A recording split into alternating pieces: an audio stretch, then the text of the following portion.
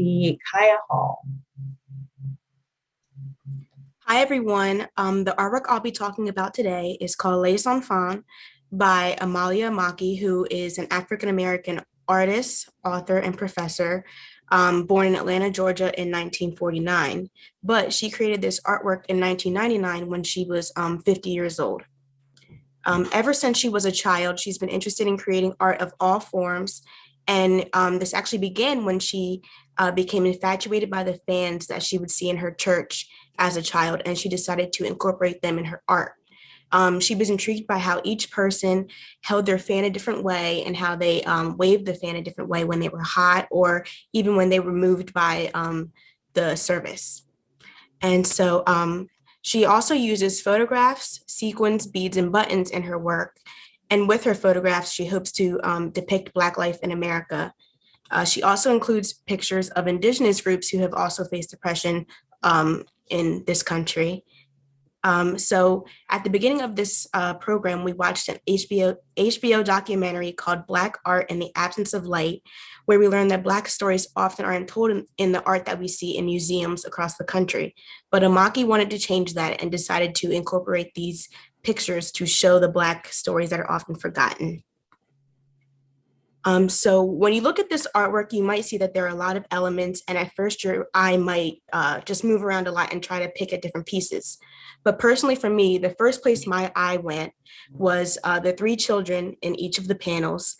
And at first I was very confused about what they were doing. I knew that they were dancing, but I didn't really know why. But upon research, I learned that they were doing the cakewalk, which was a dance that was common pre-Civil War, where Black children would be forced by their white masters to perform these dances for audiences.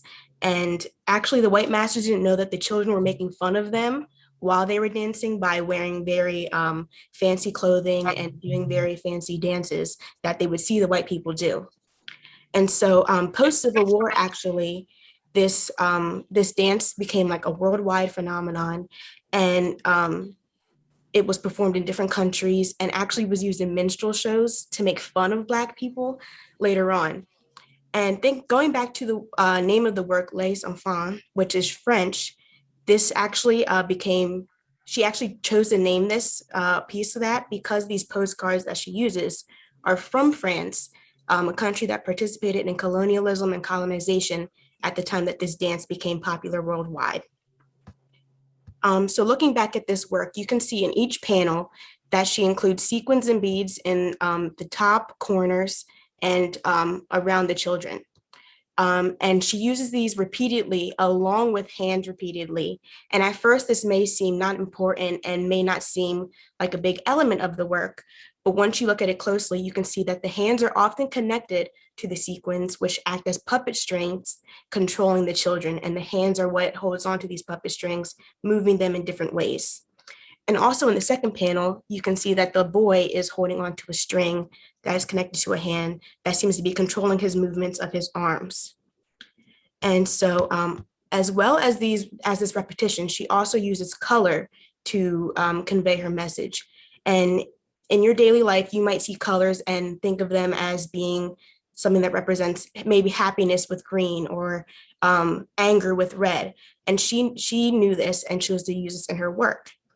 And as stated in an article called Package Design, Color Harmony, and Consumer Expectations, color is a trigger to arouse viewers' emotions and a carrier that designers use to convey information.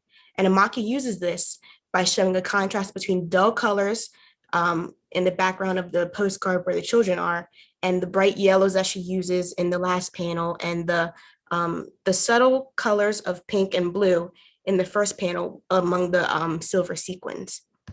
And so in this work, the shades of black and gray used in the background give off a feeling of despair and depression and shows the trauma that these children were going through by being forced to do these dances. While the yellow that she uses frequently in the bottom and in the last panel convey an emotion of optimism and happiness. So this was her way of kind of showing this trauma, but also a hope of a better future. So looking back at the hands that are shown commonly throughout the work, you can see that they are black and white striped, which shows this sort of connection between the Black and white communities at this point. It shows the white people controlling these Black children while these Black children were also making fun of them at the same time. And in the first two panels, you can actually see that the hands of the girls who are dancing are covered by these hands that Amaki placed in this work. And this also goes to show the connection between these two groups and the mocking that they were doing of their white masters. In addition to this, in the first panel, she also chose to color the faces of the children white in certain parts, which shows that they were mocking these white audiences as well, and that they were kind of in between these two communities. And back to the color that I mentioned before with the yellow conveying happiness and optimism, you can see that in each panel, she also included pictures of older Black people, and even in the first panel, an older Native American man, which goes to show the transition from trauma to triumph that Black people went on pre-Civil War and post-Civil War. And as stated before, the faces on the children are very sullen and somber. They don't really seem happy to be dancing, which is something that often would be happy. But taking notice of the faces of all the other people in the works, their faces are very neutral, but they don't show any sadness that the children might have. And interestingly, and I didn't notice this at first when I looked at the work, in the final panel, the woman's face who is shown is Madam C.J. Walker, the first Black millionaire in America. And I think that her using Madam C.J. Walker really hones in on this rise in Black triumph in the country, and how we were able to shift from being controlled by the white masters and the white audiences to controlling who we are as our own selves and making our own identities in America. So thank you everyone for listening to my presentation. I really had a great time learning about this work, and because it was so complex, it took me a long time to really realize what was going on. But I think that she did a great job of showing you subtly what she was talking about with the repetition that she uses and the colors. So thank you.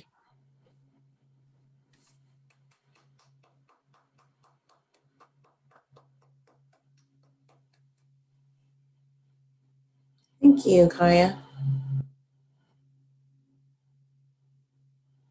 You'll see some congratulations in the chat. I saw a clapping hands reaction, and Latayla, you have a question. So I've had the pleasure of seeing one of Amalia Maki's pieces in person, and that was really great. But the question I wanted to ask was, why do you think she uses buttons and beads on her not paintings, but on her photographs and artworks? Do you think it has like a connection to her and her history?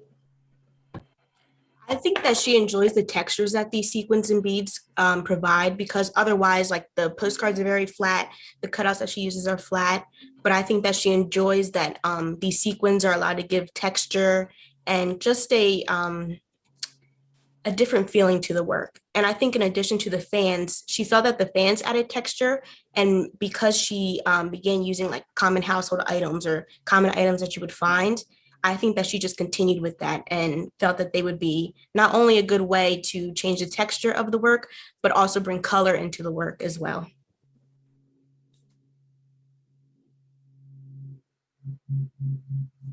And with the third panel, do you get a sense of religion or spirituality, almost as if the girl is ascending? Is that an aspect? I did notice that at first, because just the way that it seemed like a halo around the girl's head and the way that she was rising. But during my research, I didn't really see any religious connections when I was doing my readings, but I do think that is a really good interpretation, and it was one that I made at first.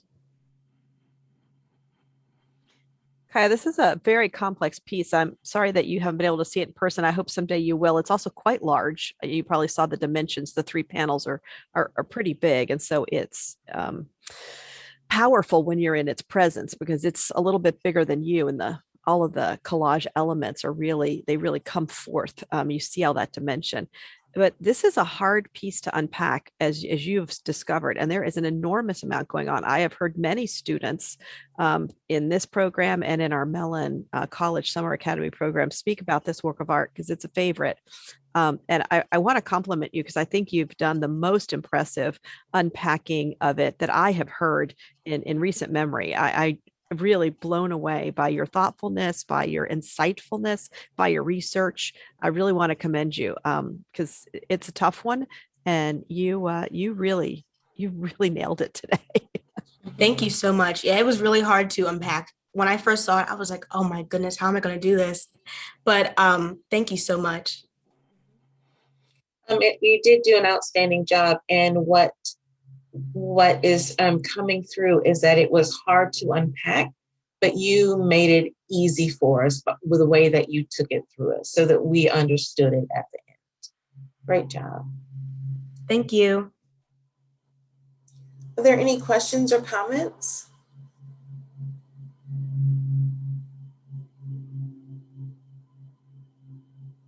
It's neat to see the idea of movement with the Black figures in these different artworks. Something from the chat.